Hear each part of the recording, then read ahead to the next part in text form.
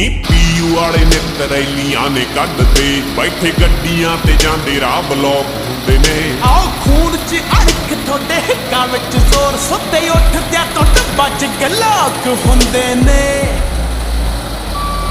ਨੀ ਗੱਜ ਗੱਜ ਚੈਸਟਾਂ ਉਹ ਚੈਸਟਾਂ ਪਾਏ ਡੋਲਿਆਂ ਤੇ ਜੀਤੇ ਬਗਿਆੜ ਨੀ ਜੱਟਾਂ ਦਾ ਬਸ ਬੱਲੀਏ ਉਹ ਬੱਲੀਏ।